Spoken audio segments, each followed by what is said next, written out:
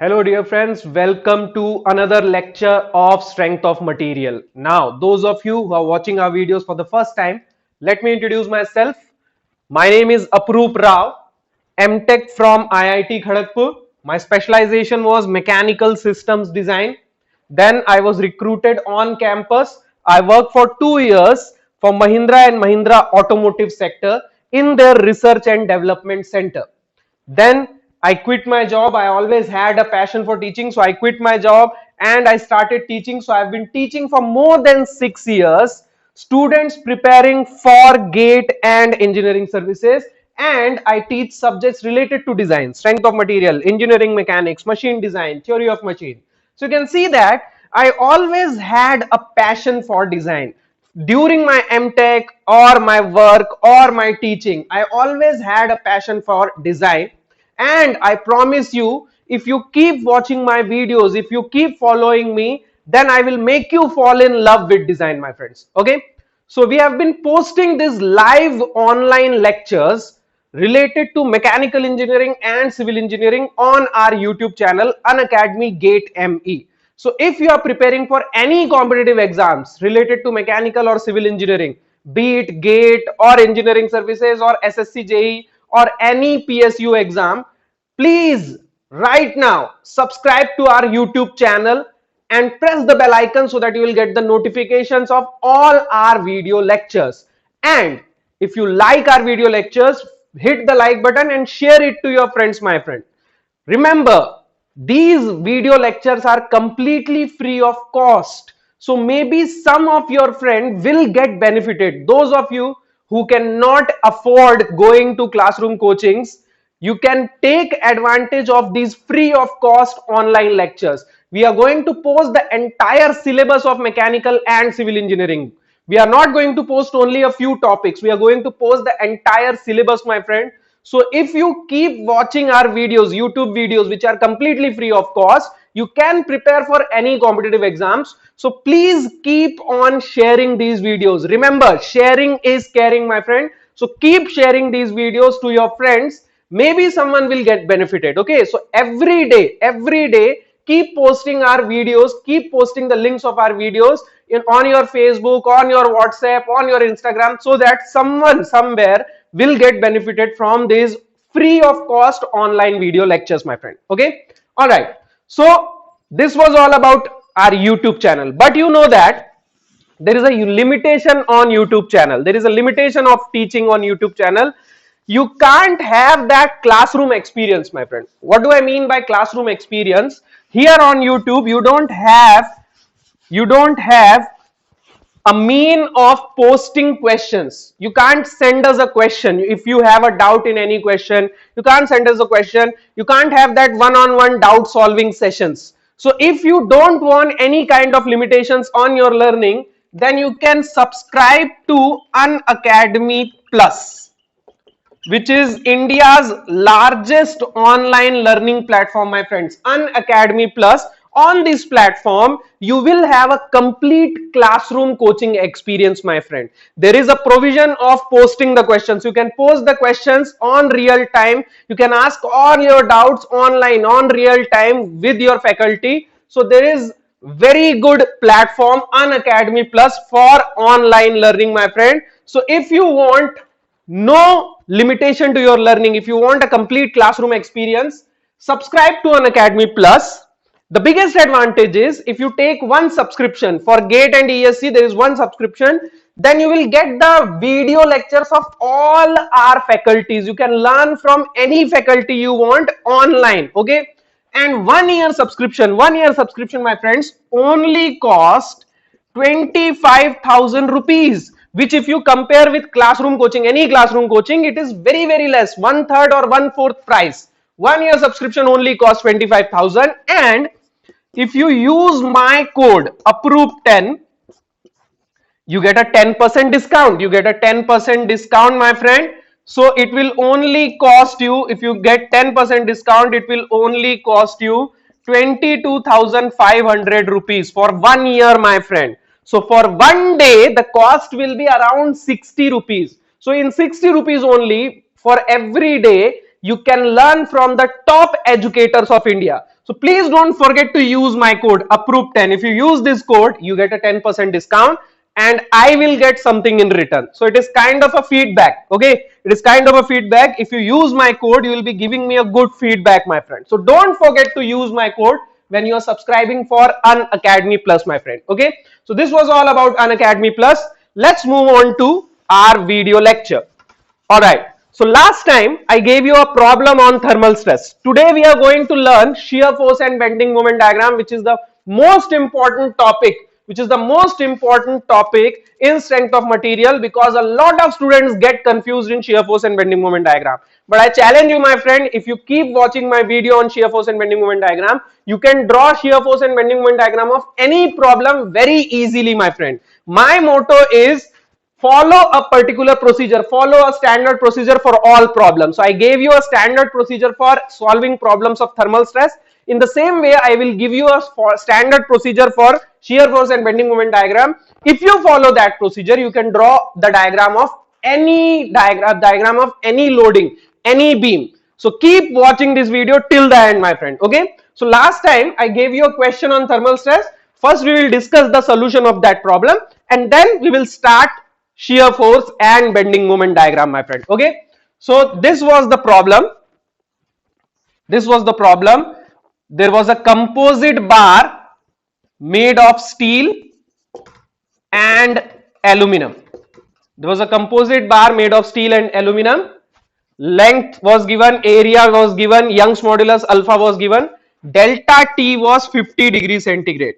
So we are increasing the temperature by 50 degrees centigrade. So we discussed the concept of composite bar. What happens in case of composite bar? If you increase the temperature, the steel will elongate only this much, but the aluminum will elongate by this much. Why? Because alpha of aluminum is more. Delta L thermal is L alpha del T. So alpha of aluminum is more, so it will elongate more. But both these bars are rigidly fixed to each other. So that's why delta L total of both the bars should be same. So what will happen? There will be a force here on steel, it will be tensile, and on aluminum it will be compressive. So now what will happen? Steel will elongate some more and aluminum will get compressed. So delta L total will be equal. So this is a force P. This will also be P because there are only two forces, so they should be equal and opposite. Our objective is to calculate the stress in steel and aluminum, and to calculate stress we need the value of P. And to calculate P, what do you need? Compatibility equation. What was the compatibility equation, my friend? Delta L total of steel means total change in length of steel should be equal to total change in length of aluminum. This is your compatibility equation. If you solve this equation, you will get the value of P. So what will be delta L total?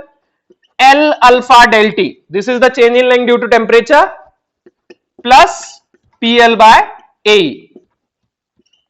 This is the change in length due to force. Okay, equal to L alpha del T. This is the change in length due to temperature minus PL by AE. Why negative sign, my friends? Because in case of aluminum the force is compressive. Okay, so in this equation L will be cancelled because the length of steel and aluminum is equal. So L will be cancelled from all the terms. You will only have one unknown in the equation P. All the other values is given. What is the alpha of steel? 12 into 10 to the power minus 6. What is delta T? 50. I gave you all these value yesterday. Plus P upon, what is the area of steel? Area of steel was 20 into 8. 20 into 6. Young's modulus was 200 into 10 to the power 3 equals to alpha of aluminum 24 into 10 to the power minus 6. Delta T of aluminum 50 degrees centigrade minus P divided by area of aluminum was 20 into 8.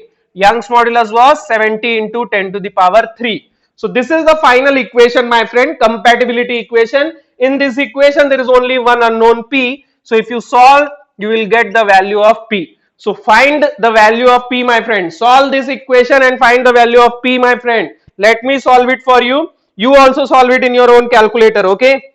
So let me solve this and give you a value. So it will be 1 upon 20 into 6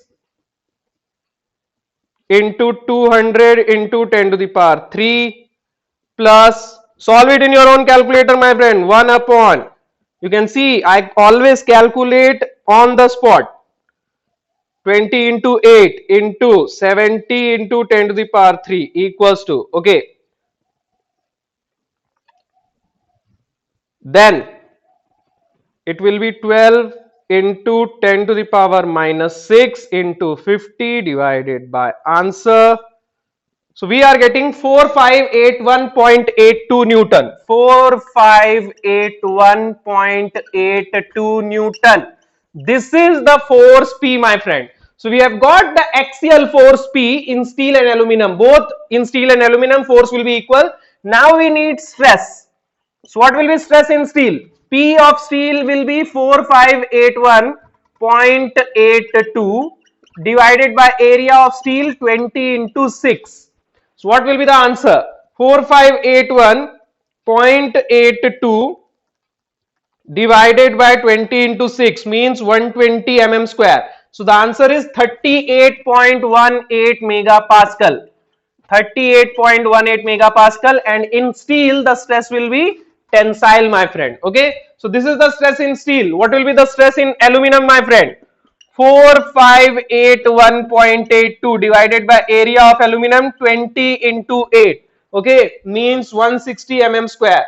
So 4581.82 divided by 160, 28.63 megapascal. This is the stress in aluminum and it will be compressive, my friend. So this is the final answer, 38.18 megapascal in steel, 28.63 megapascal in aluminum, my friend. Okay, if you have not watched the last lecture, don't worry, after this lecture ends, go to the last lecture and watch this question. Okay, so this is the solution of the last problem.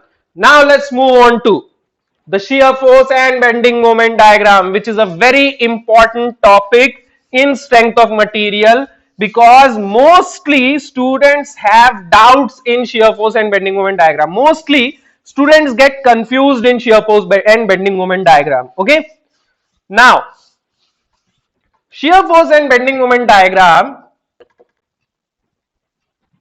is related to beams. Shear force diagram and bending moment diagram, this is a chapter related to beam. So we have to talk something about beam. We need to know what is beam, what are the different types of beam. See, shear force and bending moment diagrams are confusing because students make this mistake of not understanding the basic concept. Okay, they directly jump into solving the problems, they directly jump into drawing the diagram. So if you directly start drawing the diagrams, you will never be able to draw it properly. You will always be confused because you don't know the basic concept. So first you need to understand the basic concept of shear force and bending moment. Then after understanding all these concepts, if we start drawing the diagram, we will have no confusion. So I promise you, my friend, if you understand all the basic concept that I am going to explain, you will have no confusion in the diagrams. You will have no confusion drawing shear force and bending moment diagram. So please keep till the end of this video, watch this video till the end and understand all the basic concept. Today we are going to cover all the basic concept, then only we will start drawing the diagram. Okay, without concept we will not draw the diagram. Most of the students make this mistake, they start drawing the diagram and because of that they always get confused. Why this diagram is like this, why this diagram is like this. So don't jump into drawing the diagram first understand the basic concept. So let me explain all the basic concept related to shear force and bending moment diagram. So today we are going to discuss everything related to shear force and bending moment diagram. First of all, we need to understand what is beam.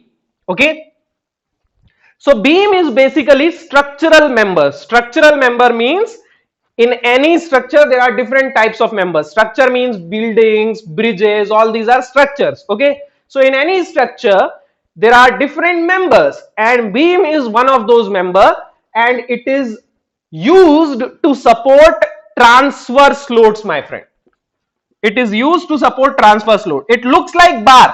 Okay, it is also a slender member. Slender member means the length of this member is greater than the area. Okay, so it is also a slender member just like bar. It looks like bar, but in case of bar, the load is axial. This is an axial load. Okay, it acts in the x direction along the direction of length. So this load is axial load.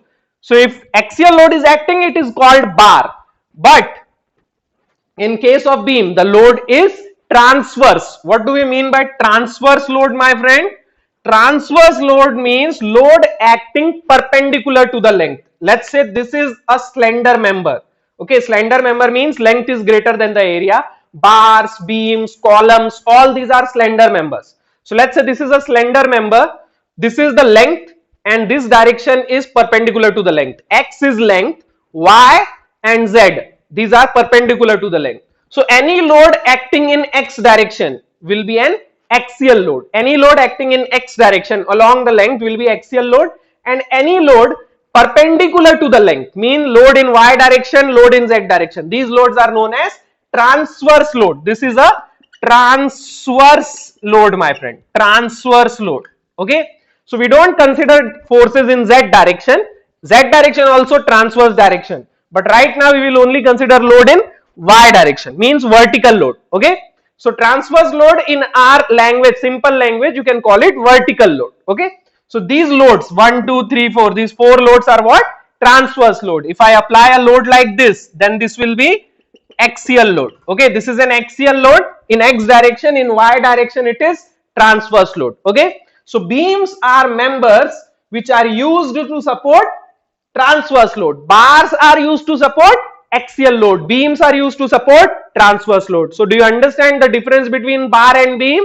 You get questions like this in interviews. Okay, usually in interviews people ask this type of question: what is the difference between bar and beam? Tell me what will be the difference between a bar and a beam. So bars and beams both look like same. Okay, if I give you bar and beam, they will both look like same, but one is used to support axial load and one is used to support transverse load, my friend. Okay, now there are different types of beam. So we need to first understand what are the different types of beam, because in case of drawing shear force and bending moment diagram, you can get any type of beam. So first you understand what are the different types of beam that we are going to solve. So let's see what are the types of beam. So beams can be divided basically into two categories: statically determinate beams and statically indeterminate beams. There are two types of beams. There are two categories of beam. Okay. So all the beams that are there can be divided into two categories: statically determinate and statically indeterminate. Now we have already seen the meaning of statically indeterminate. What is indeterminacy? That we have already covered, but if you have not watched my previous lectures, don't worry, I am going to repeat the concept right now. Let's say you have a cantilever beam.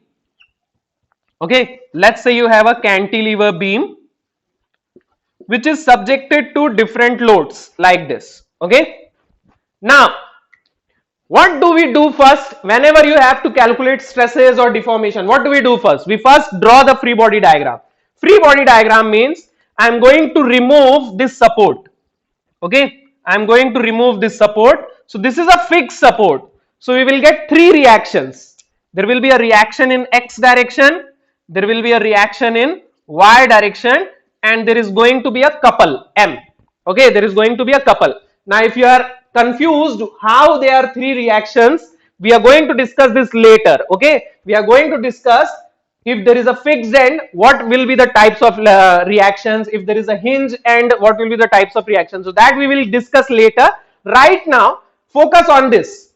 There will be three reactions. Okay, now these three reactions are unknown: Rx, Ry and M. These three are unknown, and in order to find these unknowns we need equilibrium equation. Equilibrium equation means if this body is not moving, if it is static, then net force in X should be 0. There should be no force in X.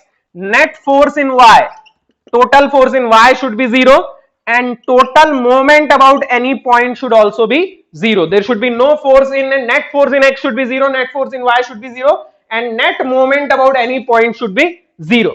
So these three are your equilibrium equation. Now we have three unknowns and we have three equations. So we can solve these three equations and we can find these three unknowns. So this beam is statically determinate. So what is statically determinate? If your number of unknowns are equal to number of equilibrium equation, number of unknowns are 3, number of equations are 3. So if number of unknowns are equal to number of equilibrium equation, then it is known as statically determinate. What is determinate? Determinate means we can determine their values. So it is statically determinate. Okay. Now in the same beam, let's say you have one more support. Let's say you have a roller support. Okay, let's say you have a roller support. So if you remove roller support, what you will get? You will get a reaction in y direction. Let's say this is ry1, this will be ry2. Now how many unknowns do we have? We have 4 unknowns, 3 here, 1 here. So we have 4 unknowns and we have only 3 equilibrium equation. So this beam has now become statically indeterminate, my friend. So remember, statically determinate and statically indeterminate. Note this down if you want. Statically determinate means number of unknowns are equal to equilibrium equation, and indeterminate means number of unknowns are greater than equilibrium equation. Note this down, my friend. Note this down. So in this case, we have 2 types of beam. There are 2 types of beam, statically determinate and statically indeterminate. So I hope you understand what is determinate and indeterminate. Now, statically determinate beams are of 3 types. There are 3 statically determinate beams: cantilever beam, simply supported beam, and overhang beam. So these 3 beams are statically determinate. And we have 3 types of indeterminate beams, my friend: propped cantilever, then continuous beam, and then fixed beam, my friend. So we have 3 statically determinate and 3 statically indeterminate beams. So overall there are 6 types of beams, my friend. Overall there are 6 types of beams: 3 statically determinate and 3 statically indeterminate, my friend. Okay, what is the difference in all 6 beams? It is the type of support, my friend. Every beam is supported by a different type of support. Okay, so that is the difference between all these 6 type of beam, the type of support. So in every beam you will see there is a different type of support and there are different types of reactions. So in order to draw shear force and bending moment diagram, first we need to know what type of support is there in the beam and what type of reactions do we get. Okay, so this is a basic concept related to shear force and bending moment diagram. Okay, so these are the 6 type of beams. Out of 6, 3 are determinate and 3 are indeterminate. Let's see what are the different types of support in every beam. Okay, we will see each and every beam and we will see what are the different type of support and what are the different types of reaction. So we will start with the first type of beam, cantilever beam. Okay, we will see the first type of beam, cantilever beam. So what is cantilever beam, my friend? Cantilever beam means one end of the beam is fixed and the other end of the beam is free. This is a cantilever beam, my friend. Okay, you will see this type of beam on top of your window. Okay, on top of your window you can see this cantilever beam. In Hindi it is known as chhajja. So on top of this window you can see cantilever beam. One end of the beam is fixed and the other end of the beam is free. Now we need to understand, if I draw the free body diagram, means if I remove this support, what reactions will I get here? Okay, so mostly students get confused. What will be this reaction? What will be the reaction here? So although it is a concept of engineering mechanics, but I will tell you how to find reactions. What reactions will be there in any support? You can easily find it. There is a very simple trick, my friend. Okay, first of all you need to understand what is a support. What is a support? We are using this support in order to keep the body in equilibrium. Because of this support the body is not moving. Okay, this support is doing what? This support is restricting the motion of the body. This support is restricting the motion of the body, and there are two types of motion, my friend. There are two types of motion. This motion is known as translation. Okay, this motion, it is known as translation, and this motion is known as rotation. So this is translation in X, this is translation in Y, and this is known as rotation. So any body can have these three types of motion: translation in X, translation in Y, and rotation, my friend. Okay, rotation. So if you constrain this motion, then what do you get? If you constrain translation, you will get a force. If your support is constraining translation, if your support is restricting translation, you will get a force, and if your support is restricting rotation, you get a moment or a couple, my friend. Okay, so look at this support. What type of motions is it constraining? What type of motion is it restricting? If you fix a body, the body cannot translate in X, the body cannot translate in Y, and the body cannot rotate. Okay, so if you draw the free body diagram, then what you will get, my friend? Let's draw the free body diagram of this beam. I will remove the support, I will remove this support, and I will draw the free body diagram. Okay, so if I remove this support, what reactions will I get? This support is restricting translation in X, so you will get a reaction in X direction, my friend. This support is also restricting translation in Y, so you will get a force in Y direction. So there is a force in X and a force in Y. Why? Because you have constrained translation in X, you have constrained translation in Y. Now, my friend, you have also constrained the rotation. This body cannot rotate because you have fixed the body, it cannot rotate. And if you have constrained rotation, what you will get? You will get a moment, my friend. You will get a couple. So these two are forces and this is a couple. Okay, when you get couple, if you constrain rotation. Okay, so these are the three reactions in case of cantilever beam. If you remove this fixed support, you will get these three reactions. How many equilibrium equation do we have? 3. Summation of fx equals to 0, summation of fy equals to 0, and summation of m equals to 0. So we have 3 equilibrium equation, 3 unknown. So this is a statically determinate beam. Okay, so this is the first statically determinate beam. Second statically determinate beam is simply supported beam. This is the second type of beam, simply supported beam. Now what do we mean by simply supported beam?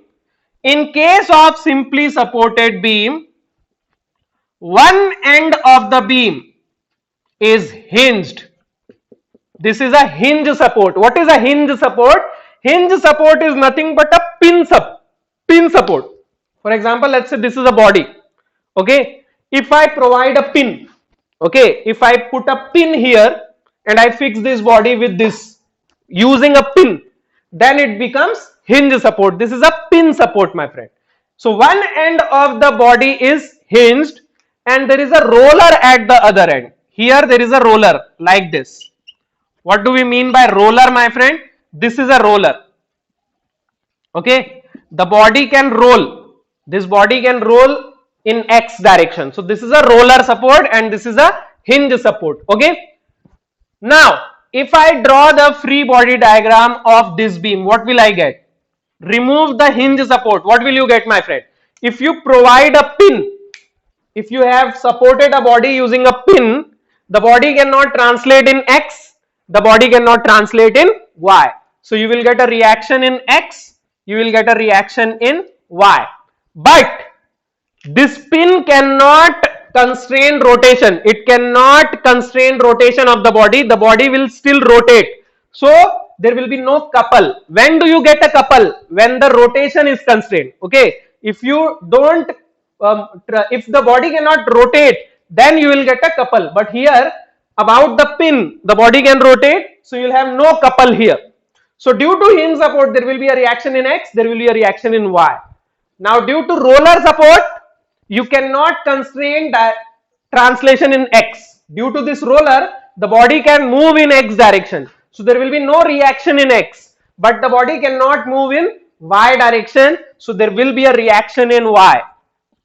Okay, and there is no constraint in rotation also. So there is no couple. So in hinge support there are two reaction Rx and Ry, but in roller support there is only one reaction Ry. Now how many reactions? Three reactions, and we have three equilibrium equation. So this is also statically determinate beam, my friend. So cantilever simply supported. These two are statically determinate. The third statically determinate beam is known as overhang beam. Third statically determinate beam is overhang beam. Now what is overhang beam, my friend? Overhang beam is just like simply supported beam. It is just like simply supported beam. The only difference is, in case of overhang beam, the supports are not exactly at the end. The support can be anywhere. Okay. For example, let's say one end is hinged, and here the roller support is not at the end. It is like this. This portion which is out of the support is known as overhang. Okay, this portion which is hanging outside the support is known as overhang. You can have overhang and or at one end, you can have overhang at both the ends. Okay, both these beams are overhang beams. Here there is only one overhang, and here there are two overhang, one at this end, one at this end. Both the beams are overhang beams. Okay, so overhang beams are just like simply supported beam. Here also there are two support, one hinge and one roller, but in case of simply supported beam they are at the ends. Here they are not necessarily at the end, they can be anywhere. Now how many reactions?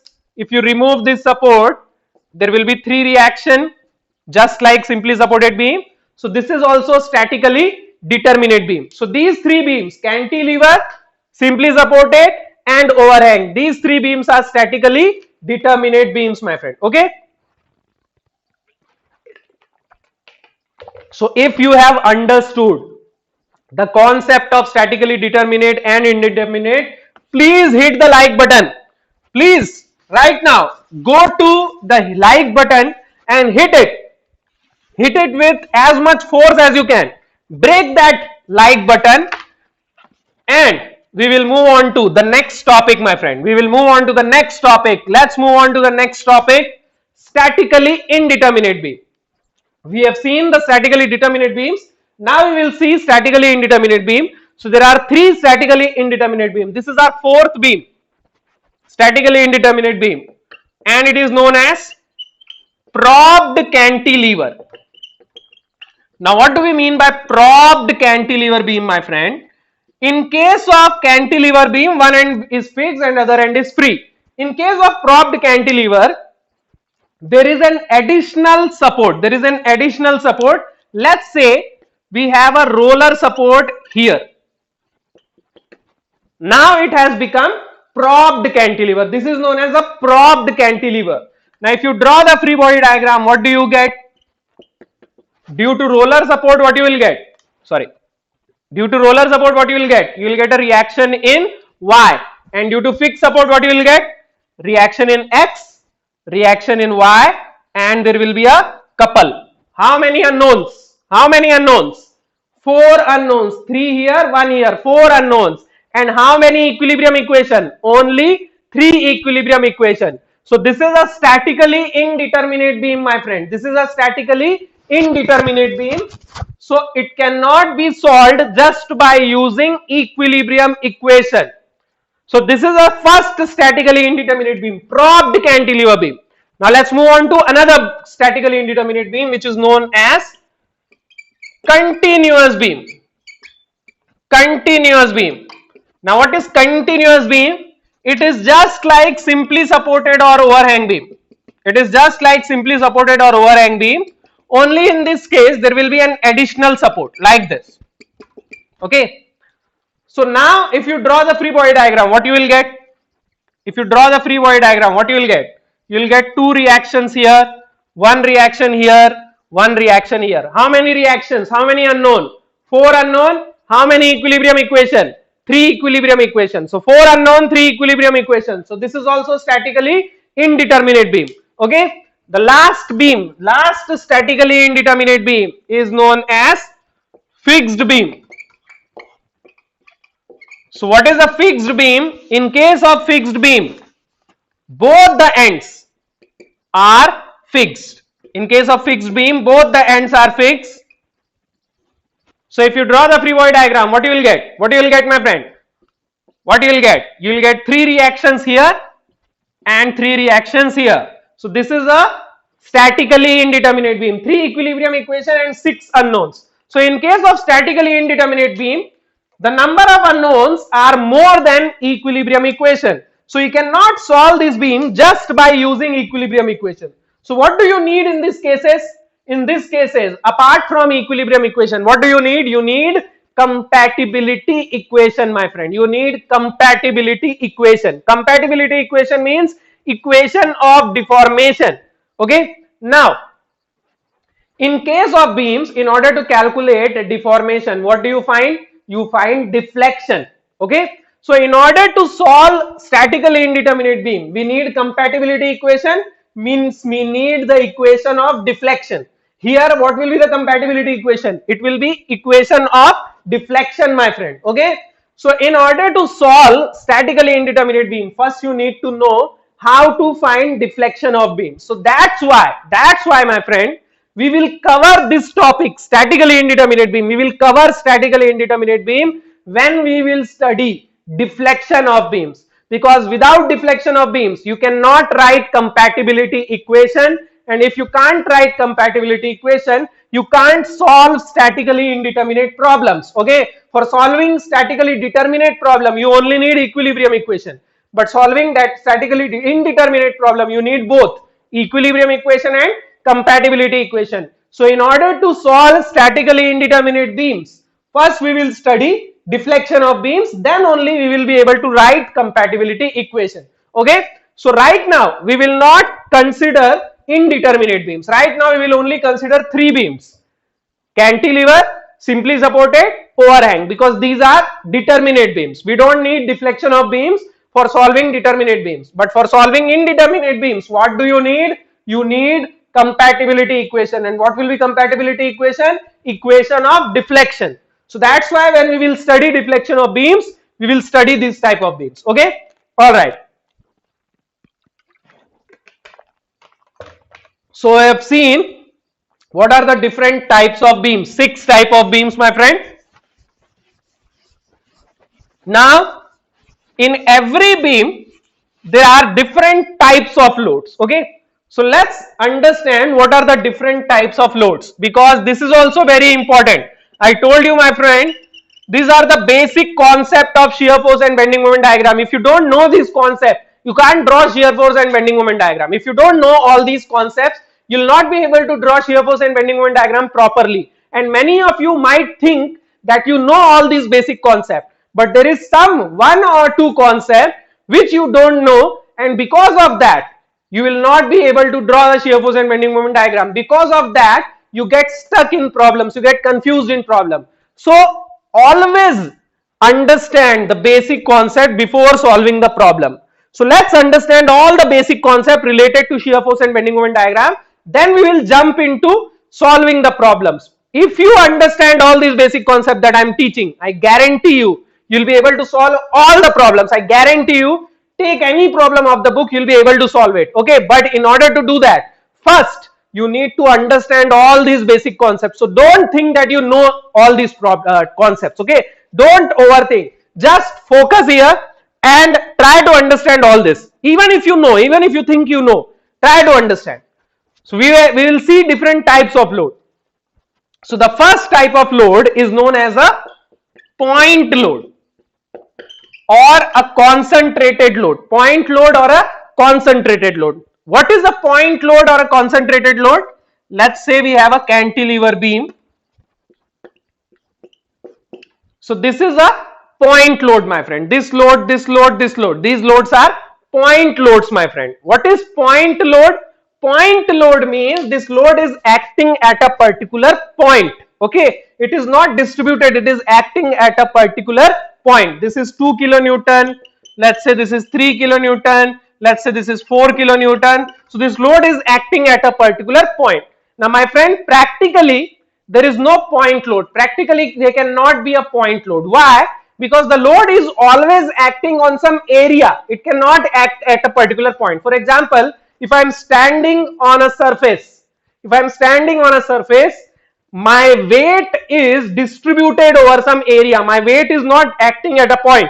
My weight is distributed over some area. So practically my weight is not a point load. But what happens if the surface is very large? Okay, if the surface is very large and if the area of my feet is very small compared to this, then my weight can be assumed as a point load. Okay, if the area of my feet is very small compared to the area of the surface, then I can assume that my load is like a point load, my friend. So practically there is no point load, but we assume that if the area of distribution is very small, if the load is distributed over a very small area, we can assume almost it is like a point load, my friend. Okay, so this is just an assumption. Practically a load cannot be point load, but we assume that it is like a point load so that our solution becomes very simple. Okay, so this is a point load.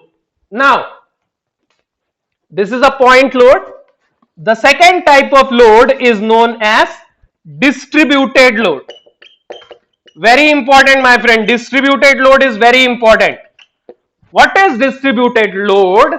Distributed load means the load is not acting at a point. The load is distributed like this. This is a distributed load. It is not acting at a point. It is distributed over some length. Okay. So this load is known as distributed load. Now, in case of distributed load,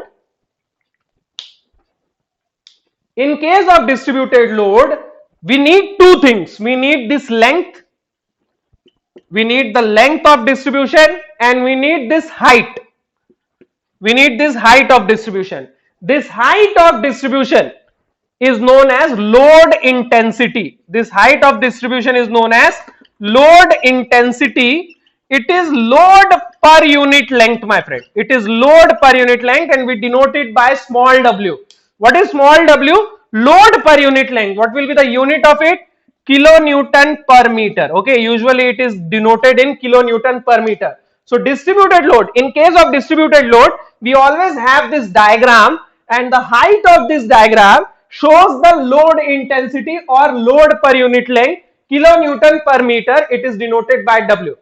Now, whenever you have a distributed load, let's say this is point A and this is point B and you need total load. You need total load from A to B. Let's say you have a distributed load from A to B and you need to calculate total load. So what will be the total load? It is the area under loading diagram. How do we calculate the total load from A to B? It will be equal to this area, this total area. So this total area will give you what? Area under the loading diagram will give you what? Total load from A to B. So understand this very carefully, my friend. Total load from A to B in any distributed load, total load from A to B will be equal to what? Area of this loading diagram. Okay. So you can calculate the total load by calculating area from A to B. Second thing, whenever you need to calculate the moment, if you want to calculate the moment, what you will do? In case of point load, let's say there is a point load of 2 kilonewton at A and this distance is 3 meter. If I ask you to calculate what is the moment at B, what do you do? 2 kilonewton into 3 meter, right? Load into distance. But here, if I ask you calculate moment at A or moment at B, what you will do? Because this load is not acting at a particular point. So what do you do, my friend? In this case, you will assume that this total load, in case of taking moment, whenever you need to take moment, you will assume that this total load is acting at the centroid, my friend. So here the point of application is A. What will be the point of application here? It will be the centroid. This is, let's say, the centroid of area. So in order to find moment, we will assume that the total load from A to B is acting at centroid, my friend, like this. It is acting at the centroid. So if you want to take moment, you will take distance from this centroid. Here you will take distance from A. If you want to take moment at B, you will take distance from A because load is acting at A. But if you want to take moment at B here, from which point you will take distance? You will take distance from centroid because we will assume that load is acting here at centroid. Okay. So these two things you need to understand. In case of any distributed load, total load will be area from A to B, and in order to take moment, we will assume that load is acting at centroid. So keep these two things in mind in case of distributed load, my friend. Okay, keep these two things. Now, there are many types of distributed load, but we will not see all those types of distributed load. We will only see two types. Okay, in our case, in our syllabus, we only deal with two basic types of distributed load. What are the two basic types of distributed load? The first type, which is the most common type, is known as uniformly distributed load. The first type of distributed load is known as uniformly distributed load, also known as UDL. We also call it UDL. It will be like this, my friend. It will be like this. This is the uniformly distributed load. Let's say load intensity is W. This is A, this is B, this is L. Now, what is uniformly distributed load? In case of uniformly distributed load, the load intensity at every point is constant. From A to B, load intensity is constant. You can see W here is constant, my friend. From A to B, at every point, the load intensity is constant. Okay. Now, let's say I am asking you to calculate total load. I am asking you to calculate total load from A to B. Now, what will be the total load, my friend? I told you, total load of distributed load is equal to area under the loading diagram. Okay. In order to calculate area, what do you need? This is the rectangle. Load intensity is constant means height is constant. This is the height of diagram. And what is height? Height is equal to load intensity. Height of loading diagram is load intensity, and load intensity is constant means height is constant. So it is like a rectangle. So what will be the area, my friend? Area of rectangle will be height into width. So total load here will be W into L, my friend. Total load of UDL will be W into L. How do we get this?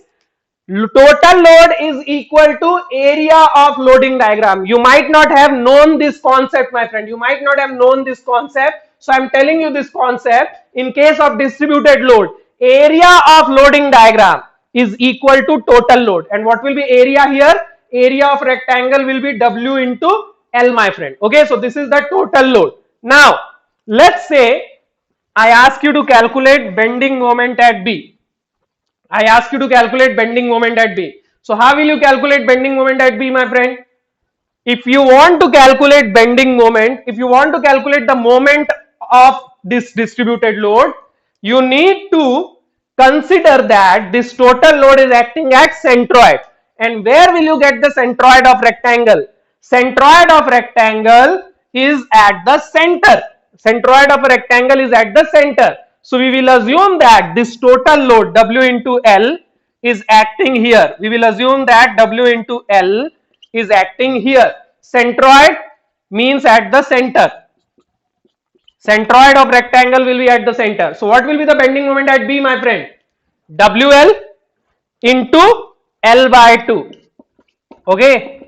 WL into L by 2. So this will be the moment at point B. WL square by 2. This is the moment at point B. WL square by 2, my friend. Okay. So in case of the UDL, total load will be WL and moment at any point A or B will be WL square by 2. Okay. So this is the first type of distributed load. Now let's talk about the second type of distributed load. Let's talk about second type of distributed load. The second type of distributed load is known as uniformly varying load. Second type of distributed load that we will see is uniformly varying load, also known as UVL. It is also called as UVL, my friend. Second type of distributed load, UVL. Now UVL is like a triangle. It is like a triangle, my friend, like this. This is a UVL. This is a uniformly varying load. Here the load intensity is not zero, my friend. Here the load intensity is not zero. Here the load intensity is linearly varying. Here the load intensity is linearly varying from A to B. At A, what is the load intensity? What is the height at A? 0. And at B, let's say this height is W. This height is W. So here the load intensity is 0 and here the load intensity is W and it is varying linearly.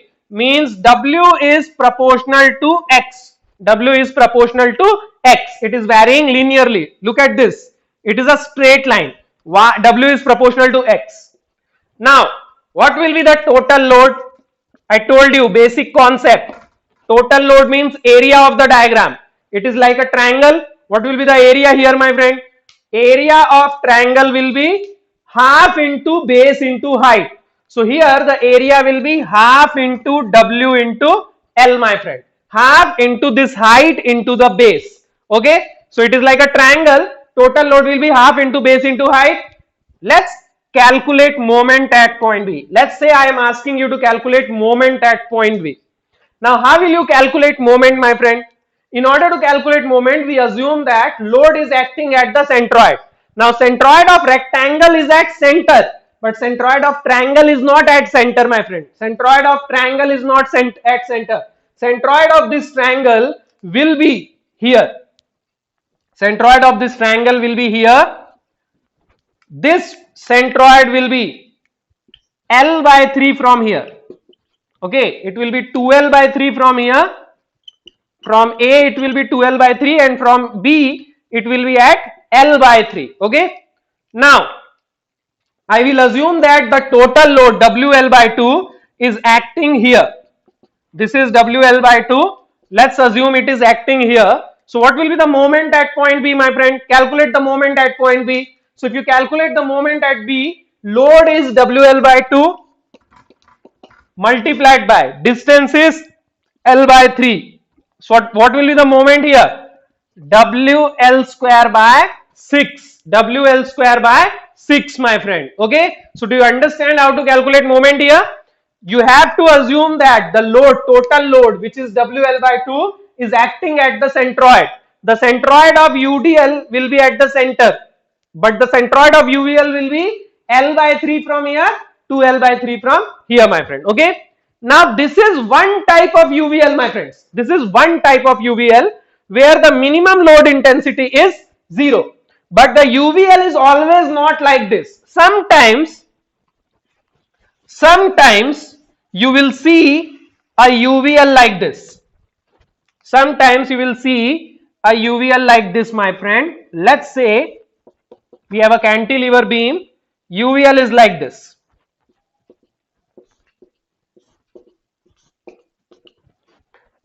Here, what is the difference, my friend? In last case, in case of triangle, the minimum load intensity was 0. But here the minimum load intensity is not 0. Here the minimum load intensity is, let's say, 10 kilonewton per meter and the maximum load intensity is, let's say, 30 kilonewton per meter. Let's say this is A, this is B. Let's say this is 6 meter. Okay. So here you can see that it is not starting from 0, it is starting from 10. So this is a trapezoid, my friend. It is not a triangle, it is a trapezoid. So in order to calculate total load, what you will do? In order to calculate total load, what you will do? you have two options. Either calculate the total area. If you know the formula of trapezoid, you calculate the total area. But if you don't know the formula of trapezoid, don't worry. What you can do is, you can convert this trapezoid into a triangle and a rectangle like this. Okay. Total area can be divided into a triangle and a rectangle. What will be the height of rectangle? 10. What will be the remaining height of triangle? What will be the height of this triangle? 20. Total height here was 30. I divided it into a rectangle and a triangle. Height of rectangle 10, height of triangle 20. Now you can calculate the total load. Calculate the area of rectangle and area of triangle separately. So what will be area of rectangle? 10 into 6, height into width. What will be the area of triangle? What will be the area of this triangle? Half into 6 into 20. Half into 6 into 20. So this will be 60. This will also be 60. So total load will be 120 kilonewton, my friend. Total load will be 120 kilonewton. So this is how you can calculate the total load. And if I ask you to calculate the moment at point B, you can do the same thing. You can calculate the moment of triangle. The centroid of triangle will be here, and you can calculate the moment of rectangle. Centroid will be here.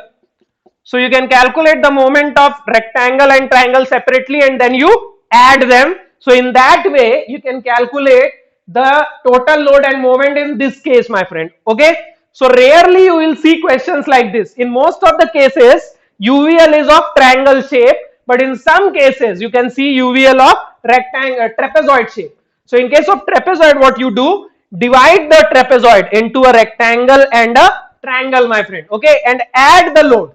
Add the load of rectangle and triangle separately. You will get the total load. In case of moment also, you do the same thing. Okay. So these are the two types of distributed load. Although there are other types also, but we don't have to discuss that, because in our syllabus, all the questions will be from UDL and UVL. Okay. All right. So this was the second type of load. So we have seen point load, we have seen distributed load. The third type of load is known as a couple.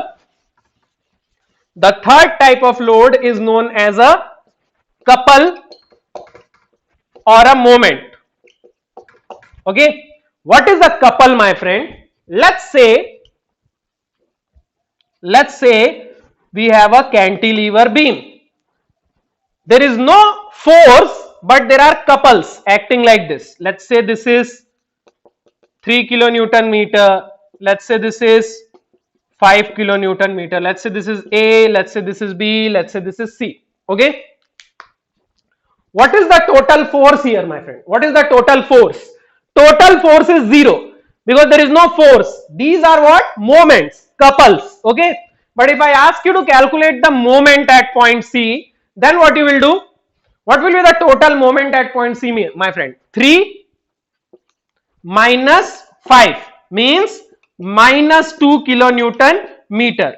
Okay, these are already moments. So you don't have to multiply the distance. You only have to see whether they are rotating clockwise or anti-clockwise. So let's say clockwise is positive. For example, let's say clockwise is positive. So at point C, moment of this couple will be plus 3 and moment of this couple will be minus 5. They are already a moment. So we don't have to multiply the distance. So 3 minus 5 minus 2, my friend. Okay. What will be the load? What will be the force? Force will be 0. So they are already a couple. Now, most of the students get confused. Most of the students think, why do we get a couple? What is the practical example of a couple? When do we get a couple? Okay. So let me give you the practical example of couple. When, in which case do we get a couple? So let's say we have a cantilever beam. This is just an example of a couple. Okay. There are other types. There are different ways in which you can get a couple. This is only one example where you get a couple. So let's say we have a cantilever beam. On this cantilever beam, there is a bracket. There is an L-shaped bracket. Let's say this is point A, point B, point C. There is an L-shaped bracket. Okay, there is a bracket which is of L shape. It is welded to the beam. Okay, this bracket is welded to the beam, and now there is a load acting on this bracket. Okay, let's say the load is 2 kilonewton. Okay, let's say the load is 2 kilonewton, and let's say this distance is 1 meter.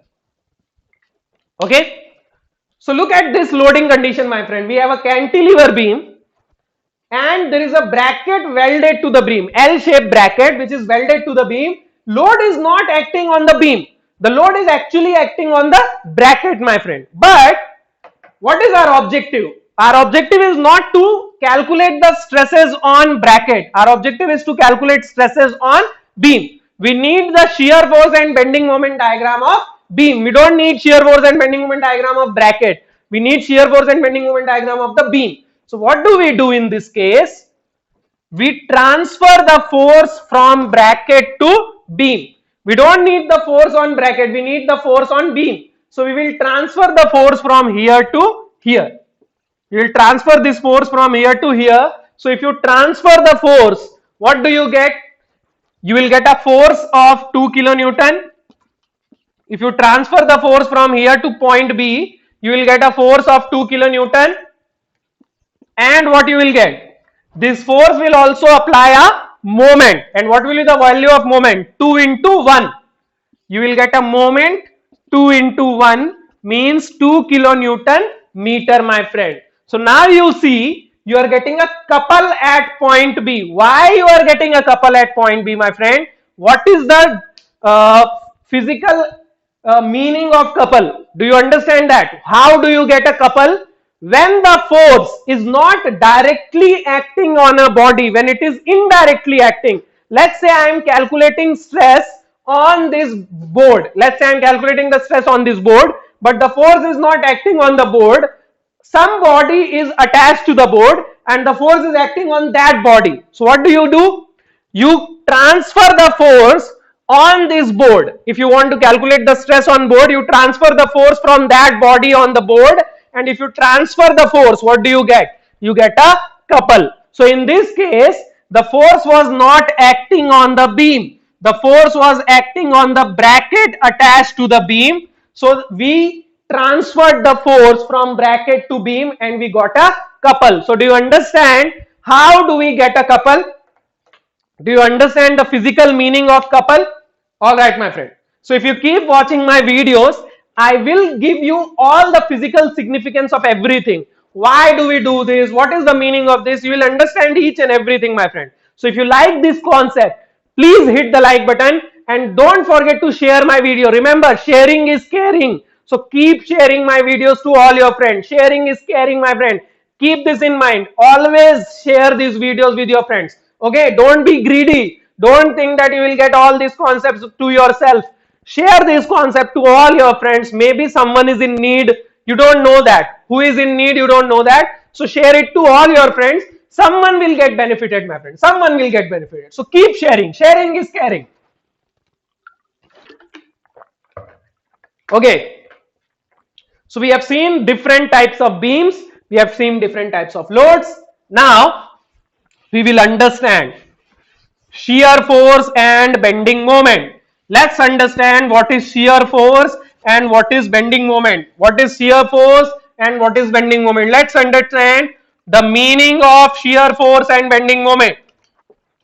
And I will not give you only a definition.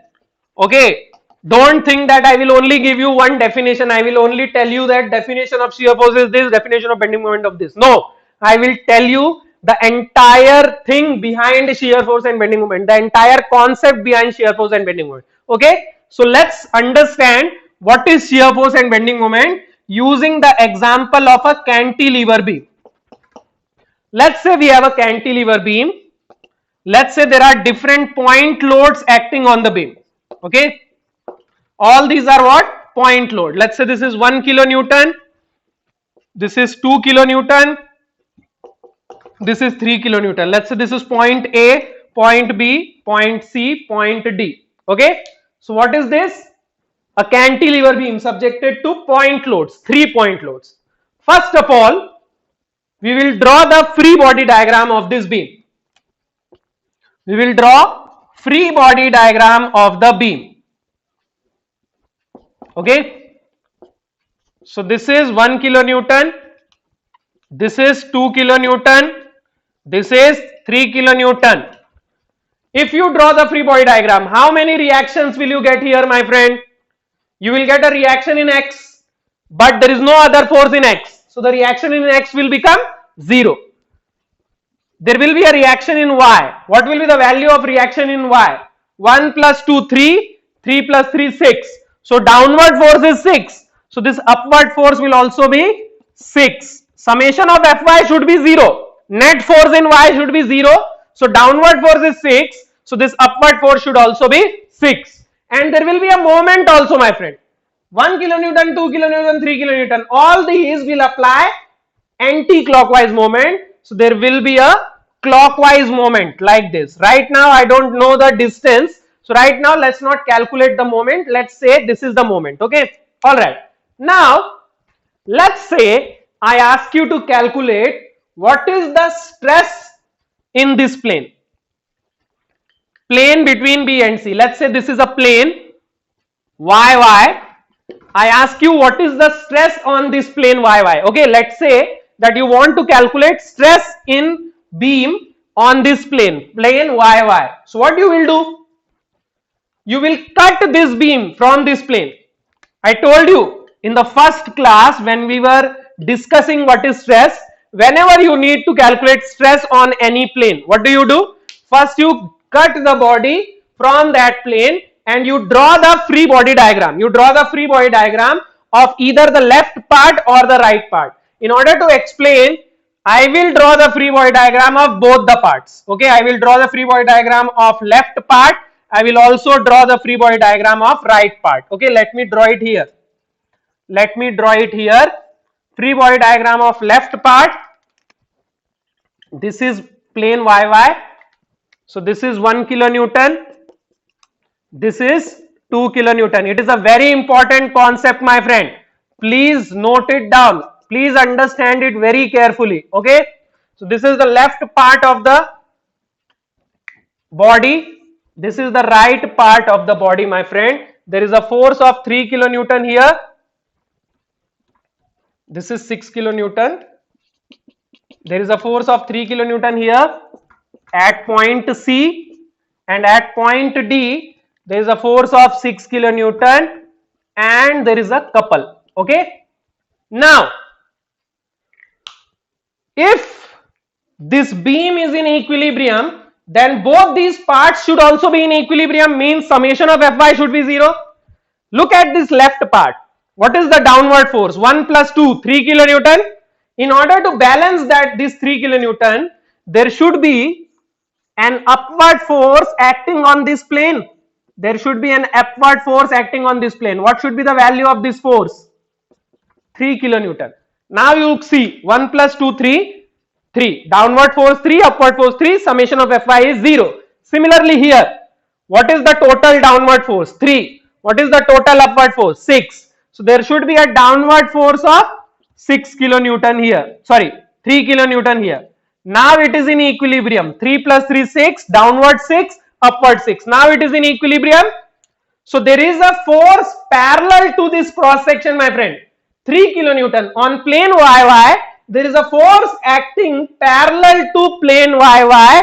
This force is known as shear force. This force is known as shear force, my friend. Why it is called shear force? Because this force is acting parallel to the plane. This force is acting parallel to this plane. So that's why it is known as shear force. Okay. So there is a force of 3 kilonewton acting parallel to plane YY, which is known as the shear force. So what is shear force, my friend? Shear force is the internal force.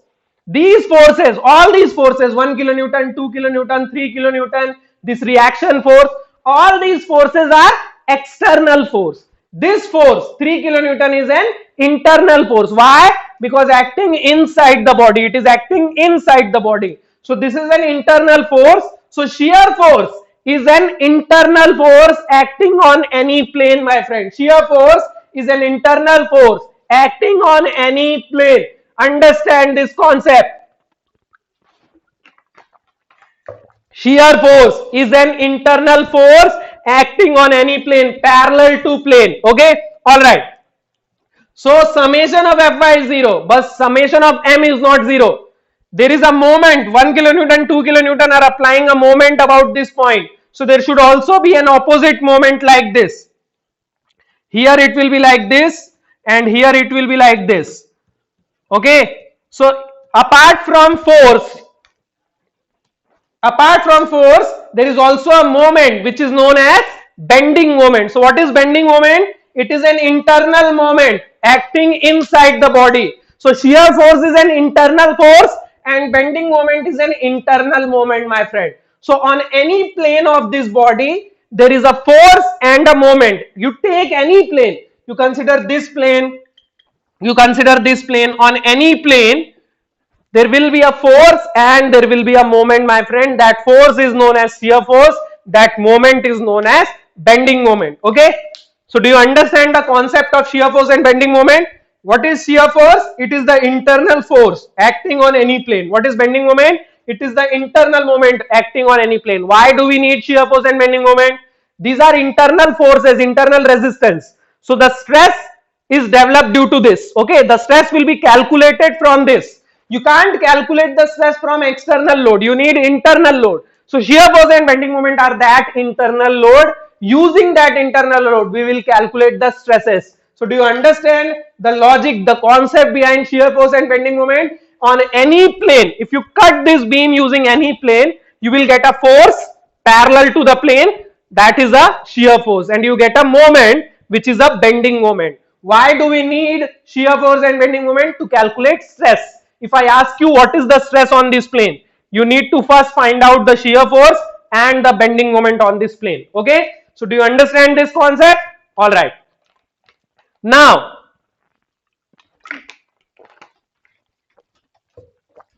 on every plane, the value of shear force and bending moment will be different. For example, on this plane, the value of shear force and bending moment will be different. Here it will be different. Here it will be different. Now, what do? We have to find the shear force and bending moment on every point. So in order to show the shear force and bending moment on the entire beam, we draw diagrams. We draw diagrams like this. Okay, let's say this is X, this is the distance, and this is shear force. We draw diagrams like this. This diagram is known as shear force diagram. Similarly, in order to show the bending moment at every point, we will draw the diagram like this. So this diagram will be known as bending moment diagram. So what is shear force and bending moment diagram? Shear force and bending moment diagrams are nothing but graphs. They are nothing but graphs which are showing the value of shear force and bending moment at all the planes of the beam. From this end to this end, there are different planes and there is different value of shear force and bending moment at every plane. So what is the value of shear force and bending moment here? What is the value here? What is the value here? If you want to show that, then you will draw these graphs which are known as shear force and bending moment diagram. So do you understand the concept behind this diagram?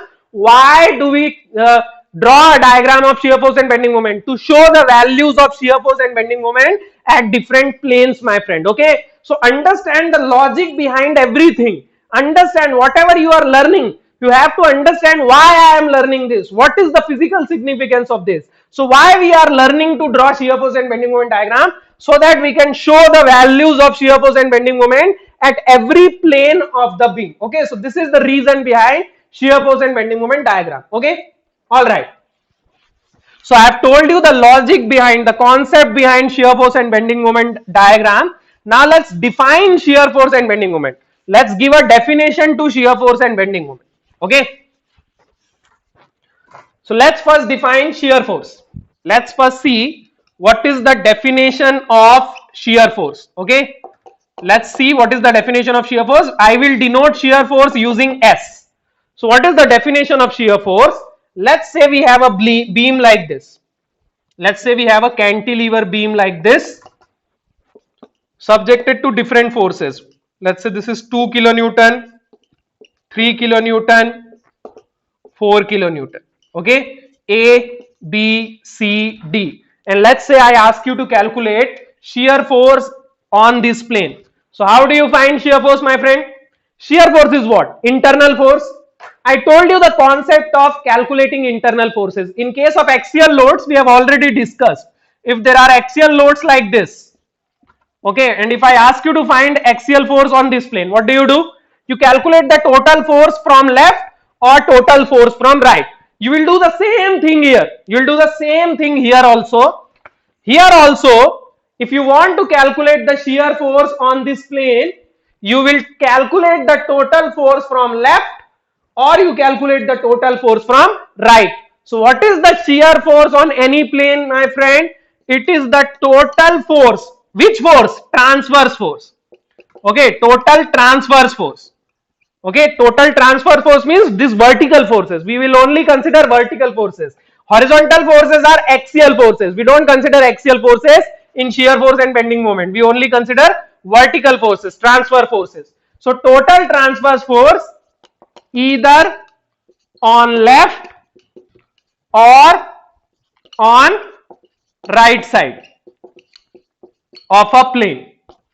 So what is shear force acting on a plane? It is the total transverse force either on the left side of the plane or on the right side of the plane. You will get the same value from left or from right. You will get the same value. So let's say you want to calculate shear force on this plane. So from left, what will be the value, my friend? There are two forces. From left, there are two forces. 2 plus 3, 5. On the right side, if you want to calculate, you have to first find out the reaction here. What will be the reaction here, my friend? What will be the reaction force here? There is total downward force 2, 3, 5 plus 4, 9. So this will also be 9. So from left, what is the total force? 3 plus 2, 5. On the right side also, you will get the same value. 9 minus 4. 9 minus 4, 5. So calculate from left or calculate from right. You will get the same value. But the problem is, what will be the sign of this shear force, whether it will be positive or negative? So there must be some sign convention of the shear force. Okay, there must be some sign convention of shear force. Which force will be positive, which force will be negative? For example, when you calculate axial force, tensile force is positive, compressive is negative. So what will be the sign convention here? That we need to understand, my friend. Okay, so let's understand the sign convention in this case. So what will be the sign convention, my friend? In this case, if you are calculating, let's say this is a body, okay, you are calculating the force from left, okay, you are calculating the force from left, this is upward force and this is downward force. From left, this is upward force and this is downward force. So if you are calculating force from left, then upward force will be positive and downward force will be negative, my friend. Okay, if you are calculating force from left, upward force positive, downward force negative. For example, you are calculating the shear force on this plane from left. Okay, so on the left side there are two forces, downward forces, 2 kilonewton, 3 kilonewton. These are downward forces, and from left, downward force is negative. So it will be -2, -3, -5. On this plane, shear force is -5. But if you are calculating the forces from right, this is right. If you are calculating the forces from right, then downward force will be positive, upward force will be negative. Okay, so let's say you are calculating the force from right on this plane. So on this plane, on the right side, there are two forces, 9 upward, 4 downward. So from right, upward force is negative, so -9. Downward force is positive. Downward force from right is positive. So +4, -9 plus 4, what you will get? -5. So from left, -5. From left, downward force is negative. From left, downward force is negative. So -5. From right, downward force is positive, upward force is negative. So -9 plus 4, -5. You will get the same magnitude, you will get the same sign if you follow this sign convention. Okay. So remember this sign convention. We will use this sign convention to draw the shear force and bending moment diagram. Okay. So write down this sign convention. Whenever I ask you to calculate shear force, you will use this sign convention, my friend. Okay. Remember this sign convention.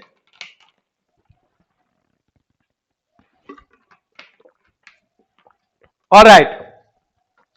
So we have seen what is the definition of shear force. What is shear force? Total transverse force on the left side of plane or on the right side of the plane. Okay. Now we will define bending moment. We will define bending moment.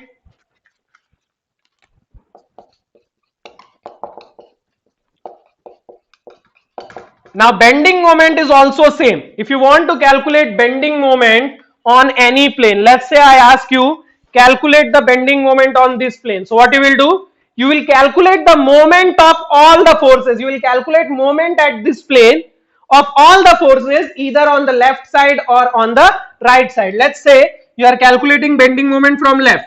So what you will do? 2 into this distance plus 3 into this distance. So that will be bending moment from left. If you are calculating from right, then you will calculate the moment of all the forces on the right side. So you have to calculate the moment of all the forces, total moment of all forces either on left or on the right side of the plane. Calculate the moment of all the forces either on the left side of the plane or on the right side of the plane. That is known as bending moment, my friend. Okay. Now we also need a sign convention for bending moment, my friend. Okay. So what will be the sign convention of bending moment? In case of bending moment, there can be two types of bending. A beam can bend like this or a beam can bend like this. This is known as sagging moment. It is very important, my friend. Note this down.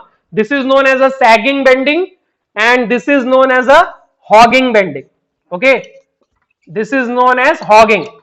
So this is a sagging and this is a hogging. If a beam is sagging, if a beam is bending like this, when will you get a bending like this? In this case the beam will bend like this. This moment is considered positive, and in case of hogging, if the moments are acting like this, then it is considered as negative, my friend. Very easy to remember, very easy to remember.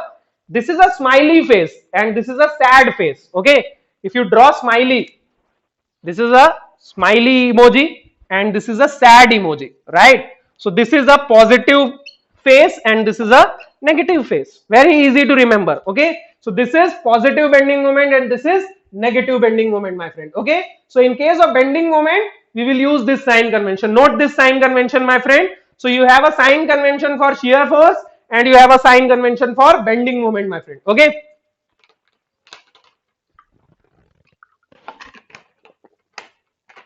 So this was a concept of shear force and bending moment. Now I will tell you a very important concept of shear force and bending moment.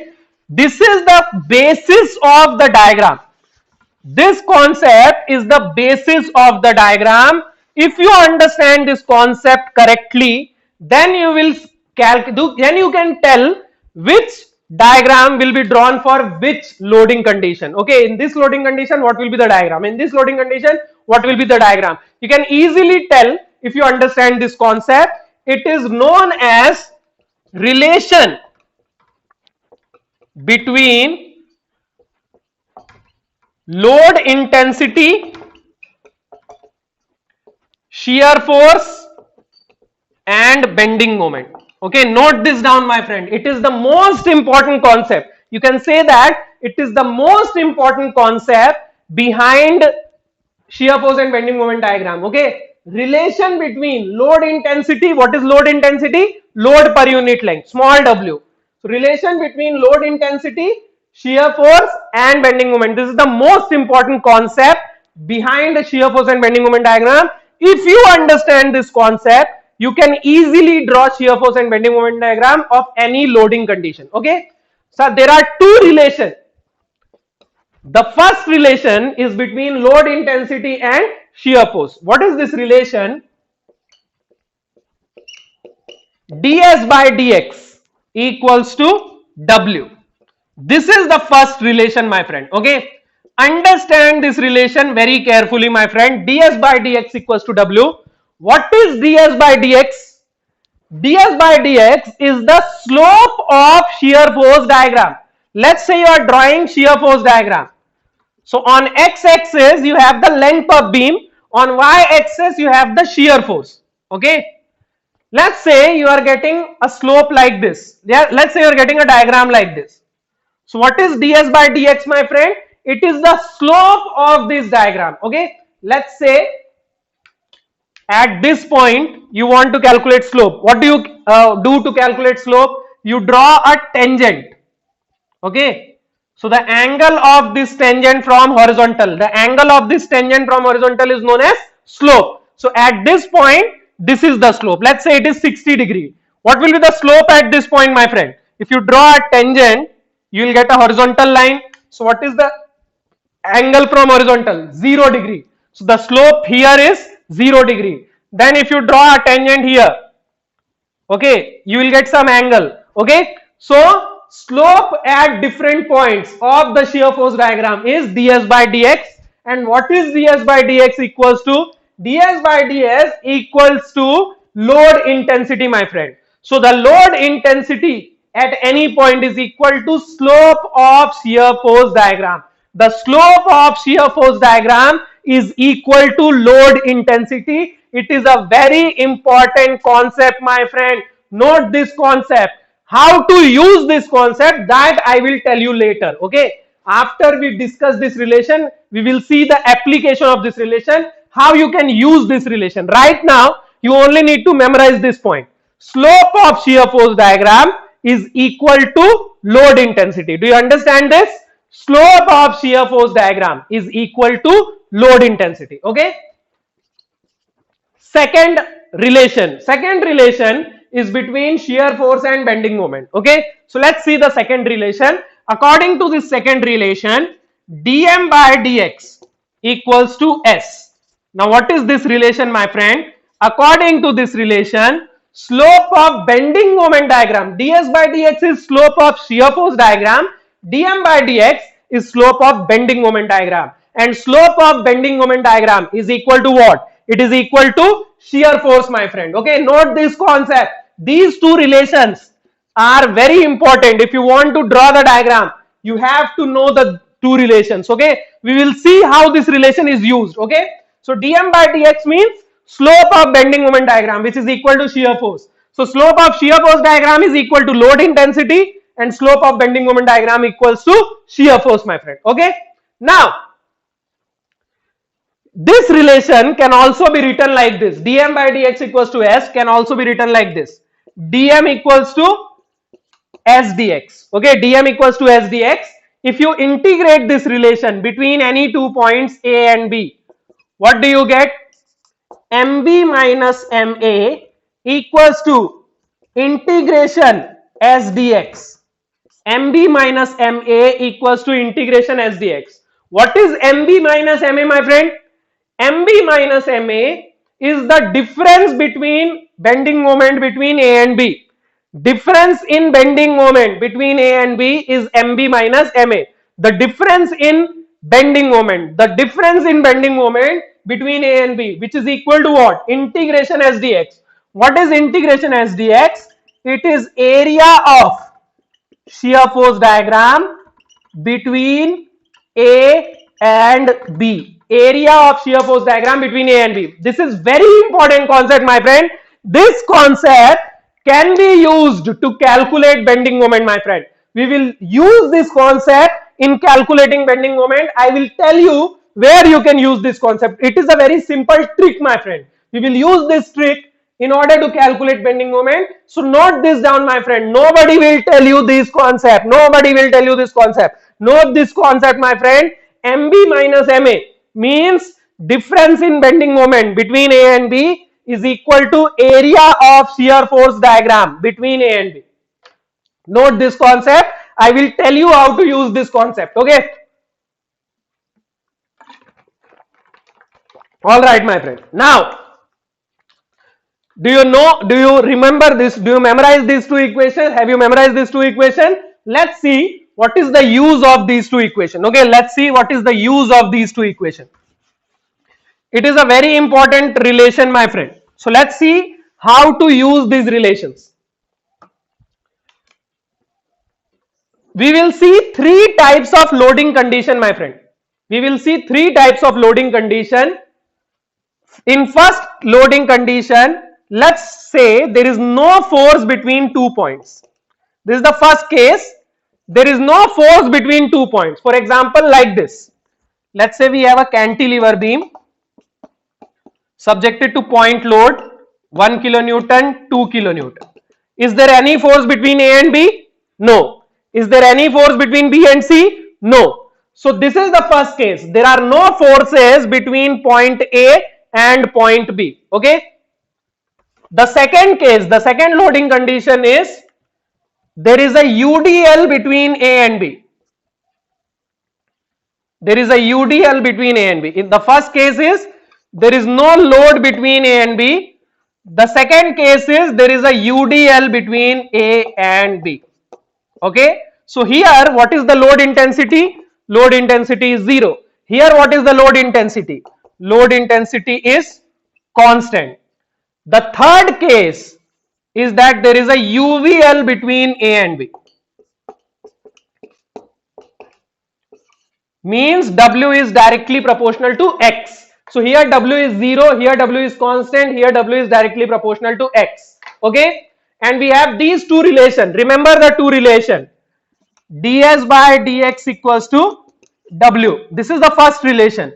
Okay. We will use this first relation to draw the shear force diagram. Okay. I will tell you how to use this relation to draw the shear force diagram. Okay. This is the basic concept behind the shear force diagram. So if you write this ds by dx equals to W, what does it mean? If you differentiate shear force, you get load intensity. ds by dx means differentiation of shear force. So if you differentiate shear force, you get load intensity. If you inverse this, inverse of it, what will be? If you integrate W, you will get shear force. If you differentiate shear force, you get load intensity. If you integrate load intensity, you get shear force. What is the integration of 0? Here the load intensity is 0. If you integrate 0, what you will get? What you will get if you integrate 0? What you will get if you integrate 0? If you integrate 0, you will get constant. If you differentiate constant, you get 0. If you integrate 0, you get constant. So integration of W will give you what? Integration of W will give you shear force. So here W is 0. Integrate it. You will get constant. It means from A to B. It means from A to B. Shear force will be constant, my friend. From A to B, shear force will be constant. Means x to the power 0. Shear force will be constant. Constant means x to the power 0. So here from A to B, shear force will be constant. Means if there is no load between A and B, shear force from A to B will be constant. How do we get this? Differentiation of shear force is load intensity. So integration of load intensity is shear force. Here load intensity is 0. Integrate 0, you will get constant. Here what is load intensity? Here load intensity is constant. Integrate constant, what do you get? If you integrate constant, what do you get, my friend? If you integrate constant, you get x. Integrate constant, integrate 2, what do you get? 2x. So if you integrate any constant, you get x. And what is x? If anything is proportional to x means it is linear. So from A to B, here in this case, shear force will be linear.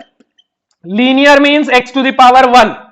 Constant means x to the power 0. Linear means x to the power 1. So here W is constant. Integrate it, you will get x to the power 1. Here x to the power 1. Here W is x to the power 1. Integrate x to the power 1. What you will get? X to the power 2. X to the power 1 means straight line. What is x to the power 2? What is x to the power 2, my friend? X to the power 2 means parabola. X to the power 2 means parabola. So from A to B, there will be a parabola. Here from A to B, x to the power 0 means constant. From A to the B, x to the power 1 means linear. From A to B, here x to the power 2. Why? Because W have x to the power 1. Integrate it, you will get shear force. So shear force will have x to the power 2 parabola. But there is a problem. A to B parabola can be like this. It can also be like this. Which parabola? Parabola can be like this, or it can be like this. So which parabola will we draw here? Which parabola? 1 or 2? 1 or 2? 1 or 2? Which parabola, my friend? So that will also depend upon this relation. Which parabola to be drawn, that will also depend here. How will we know which parabola to draw, my friends? Look at this, look at this. If load intensity is increasing, if W is increasing, shear force slope will also be increasing. Look at this, from A to B, load intensity is increasing, so the slope of shear force should also increase. So which curve has increasing slope, my friend? Out of these two curves, which curve has increasing slope? We have two curves.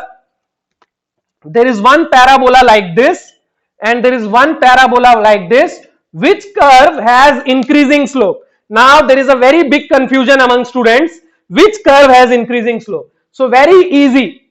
Slope means angle from horizontal, right? Slope means, slope of any curve means angle from horizontal. Now draw the tangent here. Draw the tangent here. Here the tangent is 90 degree. Here the tangent is 0 degree. Here the tangent is 0 degree. Here the tangent is 90 degree. So from 90 to 0, here the angle is 90 to 0 and here the angle is 0 to 90. So from A to B, the slope should be increasing. W is increasing, so slope should be increasing. So which has increasing slope? Here the slope is decreasing from 90 to 0 and here the slope is increasing from 0 to 90. So the curve will be like this, like 2. Do you understand the logic? Very easy, my friend. I will again tell you. I will again tell you. You know that the curve from A to B should have increasing slope, right? W is increasing, so the slope should be increasing. So how will I draw increasing slope? What I will do, I will draw a very small horizontal line. Horizontal line means 0 degree and I will draw a very small line, 90 degree, vertical line. So this is increasing slope, 0 to 90. Do you understand this? We have to draw increasing slope. So 0 to 90. Now draw this line. Now draw this curve from 0 to 90. 0 to 90. So you can draw the decreasing slope also. How do we draw decreasing slope? Decreasing slope means here it should be 0 and here it should be 90. Sorry. Here it should be 90 and here it should be 0. This is decreasing, 90 to 0. So how will I draw it? Combine this. This is a decreasing slope, 90 to 0. So do you understand how to draw increasing and decreasing slope? Increasing slope means 0 degree to 90 degree, horizontal to vertical. Decreasing slope means 90 to 0. So this is an increasing slope. How do we know slope will be increasing? If W is increasing, slope of shear force will be increasing. And what will this be? X to the power 2. Here there is x to the power 1. So here it will be x to the power 2. So now you know, if there is no load between A and B, shear force will be horizontal. If there is UDL, shear force will be straight line. If there is UVL, shear force will be parabola. Parabola can have increasing slope or decreasing slope. That will also depend upon the relation. Okay. So we have drawn the shear force diagram. Now we will draw bending moment diagram, my friend. And in order to draw bending moment diagram, which relation we will use? We will use this relation. dm by dx equals to s. This is a very basic concept, my friend. If you are understanding this concept, if you are liking this concept, please hit the like button right now. Hit the like button right now and share this video to as many students as possible. Remember, sharing is caring. Keep sharing these videos. Okay. All right. So we will use this relation to draw bending moment diagram. Now, if you integrate W, you get shear force. And if you integrate shear force, you get bending moment. Differentiation of bending moment is shear force. So integration of shear force is bending moment. So integrate shear force and you will get bending moment. Okay. So what is the shear force here? X to the power 0. Integrate x to the power 0. What you will get? X to the power 1. So bending moment here will be a straight line. X to the power 1. Here, what is shear force? X to the power 1. Integrate it. What you will get? X to the power 2. What is x to the power 2? Parabola. But It can be increasing parabola or decreasing parabola, increasing slope, decreasing slope. What you will have here, again we will use this relation. If shear force is increasing, slope of bending moment will also be increasing. Here I am assuming increasing shear force, so slope will be increasing. How will you draw increasing slope? 0 degree to 90 degree. Increasing slope means 0 degree to 90 degree. Now combine this. You have a increasing slope. Do you understand this concept? Very easy trick. 0 to 90, very easy trick. So 0 degree, 90 degree, and it will be x to the power 2. Here shear force is x to the power 2. Integrate it, you will get bending moment. So what will be the bending moment? X to the power 3. But again, x to the power 3 means cubic equation. X to the power 2 parabola, x to the power 3 cubic equation. But which cubic equation? Increasing slope or decreasing slope? So again we will use the same concept. Shear force is increasing, my friend. From A to B, shear force is increasing. So bending moment slope will be increasing. Increasing slope means 0 degree to 90 degree. This is increasing slope, x to the power 3. So do you understand this concept, my friend? If you integrate load intensity, you get shear force, and if you integrate shear force, you get bending moment. So in case of no load between A and B, shear force is horizontal, bending moment is straight line. In case of UDL, shear force is straight line, bending moment is parabola. In case of UVL, shear force is parabola, bending moment is cubic. Note this down, my friend, and you can use this to draw the shear force and bending moment diagram. This is the basic concept behind shear force and bending moment. We will use this to draw the diagrams. So I am telling you all the basic concept. If you understand all these basic concepts, then you will be able to solve any problem, my guarantee to you. If you understand all these basic concepts, you can draw the shear force and bending moment diagram of any case, my friend. Okay. So do you understand this basic concept? Yes or no? Do you understand this basic concept? Yes or no? Yes or no? Yes. All right, my friend. Now, for today, only understand this concept. Okay, we will not cover the entire concept in one day, otherwise you will get confused. Okay, so for today only understand this much concept and try to memorize all these concepts. There are still other basic concepts, there are still some concept left. We will consider those concepts tomorrow, we will learn those concepts tomorrow, and from tomorrow we will start drawing the shear force and bending moment diagram. We will draw the shear force diagram of all the beams in all loading condition, and I will tell you all the tricks to draw the shear force and bending moment diagram. We will solve problems directly from GATE exam. We will consider all the beams. We will consider all the loading condition. Don't worry about drawing shear force and bending moment diagram. If you follow my procedure, I guarantee you, you can draw the shear force and bending moment diagram in any case. You just keep all these concepts in mind. Okay, keep all these concepts in mind. Types of loads, types of beams, load intensity, shear force, bending moment, how to draw shear force and bending moment diagram in different loading conditions. All these concepts, keep this in mind, and I guarantee you, we will together draw the shear force and bending moment diagram of all the cases very easily, my friend. So tomorrow I will meet you to draw the shear force and bending moment diagram of different cases. We still have some basic concept, so we will see all those basic concepts, and then we will start drawing the shear force and bending moment diagram.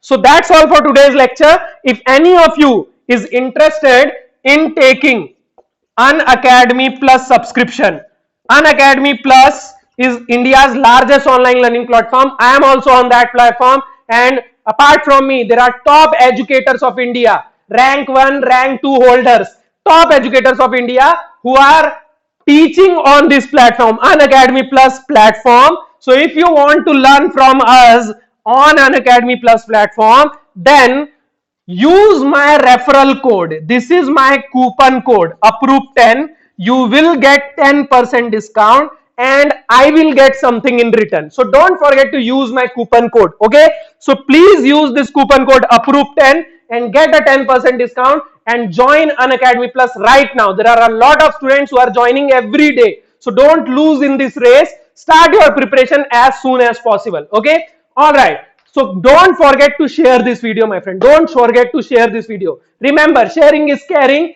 Keep sharing, my friend. Thank you so much.